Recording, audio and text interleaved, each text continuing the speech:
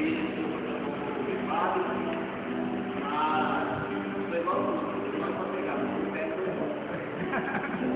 Eu gostaria de ver a sua Bíblia, né, no livro de Beth Marim, que é a segunda lei, no capítulo 4.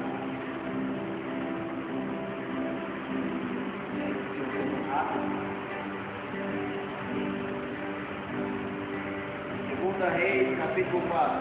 Depois de contar, diga glória a Deus. Glória a Deus, diga glória a Deus. Diz assim: certa mulher, das mulheres dos discípulos dos profetas, clamou a Eliseu dizendo: meu marido, teu servo, morreu, e tu sabes que ele temia o Senhor. E chegando o credor para levar os meus 2 filhos para lhe serem escravos. Eliseu lhe perguntou: que hei de fazer? Disse-me o que é que tens em casa. Ela respondeu: tua serva não tem nada em casa, senão uma botija de azeite. Então disse ele: vai, pede emprestado vasilhas a todos os teus vizinhos, vasilhas vazias, não poucas. Então, entra e fecha a porta sobre ti e sobre teus filhos, e deixa o teu azeite em todas aquelas vasilhas. Põe à parte a que estiver cheia. Verso 5. Partiu, pois, dele e fechou a porta sobre si e sobre seus filhos.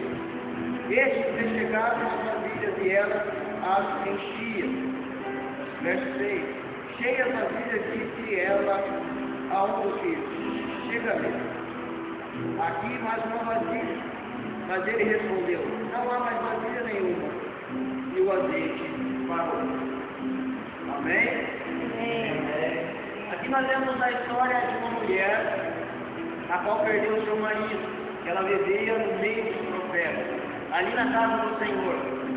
E um certo dia essa mulher, quando ela perdeu o seu marido, o marido tinha dívidas, contas, né? Ele tinha contas a pagar, e essa mulher foi falar com o profeta. Ela tomou uma atitude certa. Ela chegou até o profeta e falou assim: eu preciso de ajuda. Essa foi uma atitude certa. Mas ela também teve uma atitude, eu posso dizer, um pouco infantil. Quando o profeta pergunta para ela assim: o que eu posso te ajudar? O que você tem em casa que eu posso te ajudar? Mas antes de dizer isso, antes de dizer a pessoa sentir a mensagem, eu creio que essa mulher ela tinha se arrumado. Mas não se arrumado como alguém que vai para o desfile, mas se arrumado com uma roupa e também vestindo os seus filhos com uma roupa muito simples, para que ela chegasse diante do profeta e conseguisse comover o coração dele. Porque ela sabia que ela poderia ter uma resposta, ou ela poderia ter uma ajuda. Então, se ela estivesse pedindo uma fiança, porque o marido dela passou muito tempo ali, então ela queria uma ajuda naquele lugar. E quando ela chega, ela pergunta para o profeta, e o profeta pergunta para ela o que ela tem em casa. E no primeiro momento ela diz assim: eu não tenho nada em casa, vírgula. Às vezes eu me pergunto por que essa vírgula se encontrava ali. Eu creio que naquele momento, né, ela queria falar talvez uma mentira. Não sei quando você ainda é criança, quando você apronta sua mãe olha nos seus olhos e você tenta disfarçar. Você fala assim: mãe, sua mãe deu um roxo na sua perna, sua mãe, né, vê você fez alguma coisa de errada e você tenta disfarçar. E ela dá aquela olhada bem nos seus olhos, assim, você não consegue mentir, você tem que falar a verdade. Eu creio que naquele momento ela falou: não tenho nada em casa. E o profeta deu aquela olhada no olho dela e ela falou assim: a não ser uma botija de azeite. Ela naquele momento ela respondeu, voltou à sua casa, e ali ela conseguiu encontrar em seus pensamentos uma pequena botija com azeite, pouco azeite. E o que eu aprendo com essa história que eu quero passar para você? Essa mulher ela passou por um período de morte. Por que morte? Porque os fundos dela morreu. E quando a morte chega sobre as nossas vidas, ela traz tristeza, ela traz decepção. E a revelação de Deus sobre essa noite é sobre o seu estado espiritual. Quando a morte chega no seu estado espiritual, você se sente perdido. As suas coisas se acabam, você não quer primeiro lugar onde você vai buscar ajuda na casa do Senhor e falar com o profeta.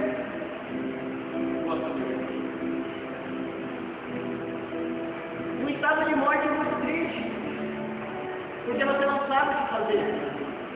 E quando nós morremos também no nosso estado espiritual, nós não sabemos o que fazer. A primeira atitude nossa é ir na casa do Senhor, dona Bertinho. A nossa primeira atitude é encontrar um profeta. E nosso primeiro pensamento é que esse profeta diga alguma coisa boa, que esse profeta nos ajude em alguma coisa.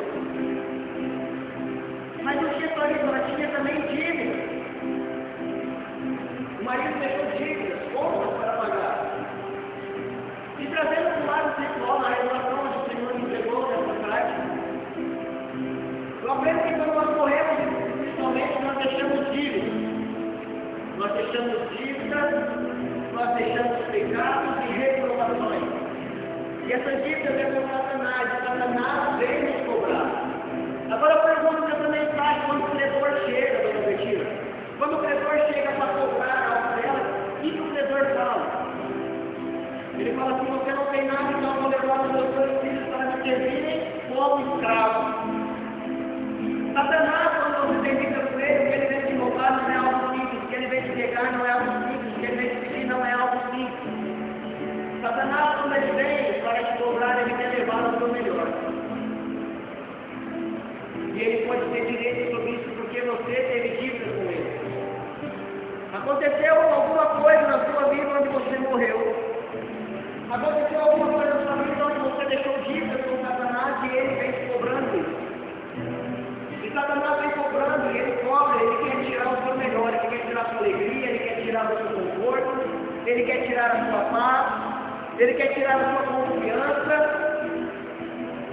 Ele quer te deixar angustiado. E quando o credor vem te cobrar, quando Satanás vem cobrar você, como eu já disse, ele não leva coisas pequenas. O maior bem que aquela mulher tinha eram os 2 filhos dela, ela não tinha mais nada. Porque ela tinha os 2 filhos. E quando Satanás vem contra você, vem cobrar uma dívida que você tem com ele, a primeira coisa que ele vai levar da sua vida é aquilo que mais te importa, aquilo que mais te deixa feliz. Imagina uma mulher que já tinha perdido o esposo. Imagine agora ela perdeu o filho, a mãe da tristeza. Eu sei que o texto diz uma coisa, mas a revelação mudou. Eu sei que o texto diz um sofrimento de uma mulher que perdeu seu marido e deixou dívidas financeiras. Mas a revelação do Deus na minha vida hoje é sobre as suas dívidas espirituais. Talvez você tenha morrido e deixado dívidas com Satanás e ele vem cobrando você. Isso tira a sua alegria, tira a sua paz, tira o seu sossego. Só que uma hora aquela mulher lá dentro, olha que interessante, ela conseguiu voltar no tempo dela. Ela falou: eu não tenho nada. E você talvez fale assim: Deus, eu não tenho mais nada para te oferecer. Eu não tenho nada, o que eu vou te oferecer? Eu não tenho mais nada para te oferecer. E é quando a sua mente volta lá atrás e você consegue enxergar um pouquinho de azeite. Você sabe que dentro de você existe um pouquinho de azeite. E qualquer pouquinho de azeite faz a diferença. Eu quero te levar hoje a retroceder, a pensar naquele seu primeiro encontro com Deus, o seu primeiro amor, onde você não vivia questionando a Deus, onde você lia a Bíblia, onde você orava, onde você buscava não para adquirir poder e não para adquirir santidade, mas para agradar o coração de Deus. Você falava: Deus, eu vou passar tempo de oração porque eu quero te agradar. Deus, eu vou ler a Bíblia porque eu quero te agradar. Deus, eu vou fazer isso porque eu quero te agradar. Muitas vezes, quando nós perdemos essa primeira essência, esse primeiro azeite, nós chegamos diante de Deus e falamos: Deus, eu quero poder voar. Deus, eu quero um carro. Deus, eu quero uma mansão. Deus, eu quero dinheiro. Deus, eu quero um casamento. Deus, eu quero isso, eu quero aquilo. Mas esquece daquela primeira vez, desse seu primeiro encontro com Deus. Daquela notícia que você deixou lá atrás, quando você falou assim: Deus, eu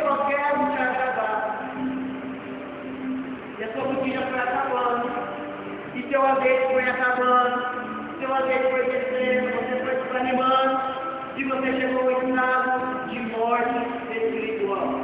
Quando nós chegamos ao estado de morte espiritual, o pecado ele começa a parecer normal. O pecado ele começa a parecer natural.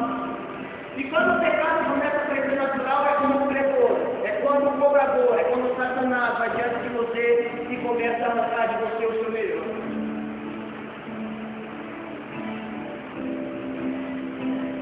Mas existe uma solução. Quando nós não temos mais força, quando nós não temos mais condição de multiplicar aquele azeite, o profeta está dizendo a você assim: vai e pede emprestado botijas, e não pouco, bastante. Sabe qual é com isso? Que quando você precisar, e quando você estiver enfermo espiritualmente, você tem e deve buscar ajuda. Buscar ajuda naqueles que têm na botija. Você tem que estar perto de pessoas que fazem você crescer, não que fazem você cair, não que fazem você descer. E essa mulher ela começou a ir atrás da botija, começou a ir atrás da botija e pegar o máximo que ela podia. Primeira coisa, quando ela começou a ir atrás, houve um primeiro passo. Houve uma atitude, e nós temos que ter essa atitude de correr atrás da nossa botija. Porque nós sabemos que nós corremos atrás daquilo que Deus tem para nós, Deus vai encher as nossas botijas. E quando ela trata ali, ela consegue pegar o máximo que ela podia. Então a ordem é: encha as botijas. E para encher as botijas é um trabalho. Você tem que pegar uma por uma e encher. Só que quando você começa a encher a sua botija em oração, em adoração, quando você começa a encher a sua botija em intercessão, quando você começa a encher a sua botija fazendo o trabalho do Senhor e passando tempo com Deus, o óleo não para. O óleo pode ser pouco, mas ele continua enchendo. E enche a primeira, enche a segunda, enche a terceira, enche a quarta, enche a quinta, enche a sexta e enche todas até a quarta. Se tiver que mais, ele quer continuar enchendo. E aí o que nós temos que fazer? Nós temos que voltar. Nós temos que retroceder na nossa mente, porque nós chegamos a Deus e falamos: Deus, eu não tenho mais nada. Ou Deus, eu não tenho mais condição. Ou Deus, eu não tenho mais força. Mas coloca uma vírgula. Agora você começa a olhar lá para trás. Olha lá para trás, o seu primeiro encontro com Deus. A sua primeira intimidade com Deus. Aquela vez que você chorou na presença de Deus, que você pulou, que você dançou, que você gritou para Deus falando que amava e hoje não consegue ter a boca para nada. Você tem um glória a Deus instalado na sua boca há 20 anos e não consegue soltar. Um dia lá atrás você tem um glória a Deus, não importava do que as pessoas pensavam. Um dia lá atrás você pulou, você dançou, você gritou, você chorou e não se importava do que as pessoas falavam, porque a sua intenção maior é agradar o coração de Deus. Você não era tão racional, você era mais espiritual. E a religiosidade começou a tomar conta do seu coração, fazendo você ser mais racional. Pensando nas coisas de baixo, não nas coisas do alto. Porque nós sabemos que os pensamentos de Deus vão além, são maiores que o nosso. E nós começamos a injetar o Espírito Santo. E quando nós começamos a injetar o Espírito Santo, nós ele vai evaporando, ele vai chegando ao final. É isso que nós temos que fazer, nós temos que lembrar da nossa notícia, escondida lá no armário e tem ainda um pouquinho de azeite. Nós temos que lembrar que um dia nós tivemos força para adorar a Deus como nunca adoramos. E como todo ser humano faz isso assim, acomoda, acostuma, até mesmo para ter o de Deus. Quando você vê o primeiro milagre, a primeira pessoa andando na cadeira de rodas, quando a primeira pessoa transformada, você gritou, você chorou, você adorou. E hoje para você é natural. Isso acontece. Deixamos de dar glória a Deus. Tem um rei também que deixa de ter glória a Deus, você comigo no bicho. Se você não quiser estar comigo no bicho, se você não quiser ter comigo, por Satanás, se você Satanás vem e acabe com a sua vida em mais que você deu glória a Deus. Glória a Deus. Aleluia.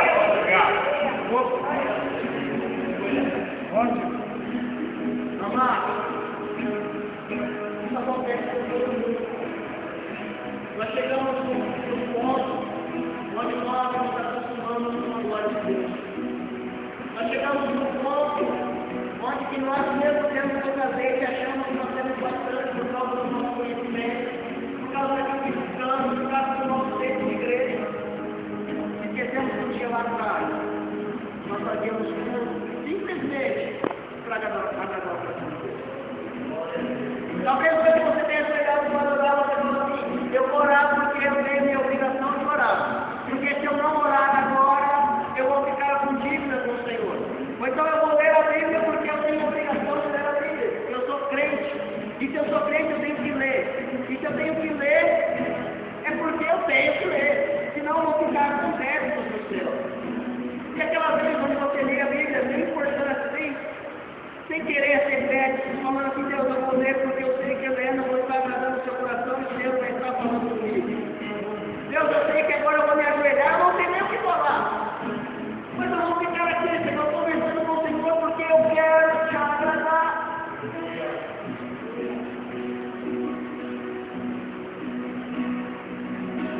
Quantas vezes nós perdemos isso no meio da nossa caminhada? Quantas vezes buscamos o Senhor, às vezes por poder espiritual, ou às vezes por bênção financeira, ou às vezes que Deus provê algo para nós.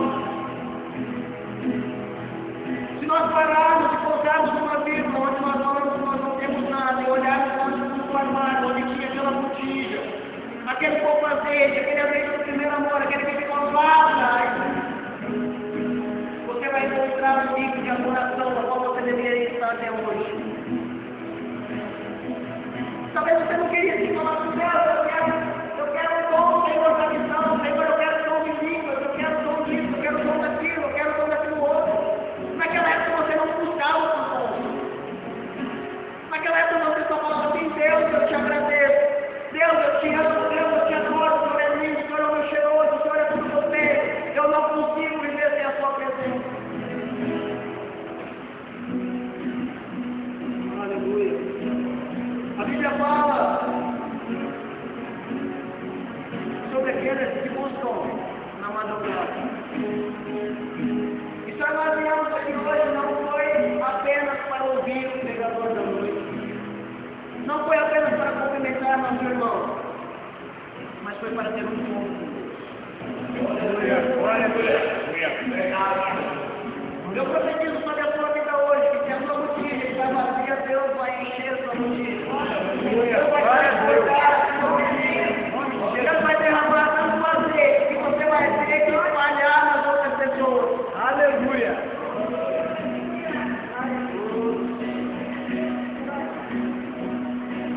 Pare de sofrer.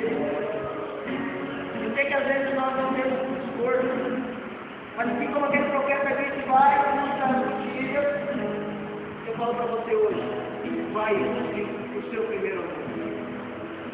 Vai busque a essência da sua adoração. Vai para o Senhor o quanto Ele é lindo, o quanto Ele é maravilhoso. Lembra da sua primeira vez. Lembra da sua primeira vez com o Senhor. Tudo aquilo que Ele fez para você. Tudo aquilo que Ele colocou no seu coração. Todo o seu desejo de adorar.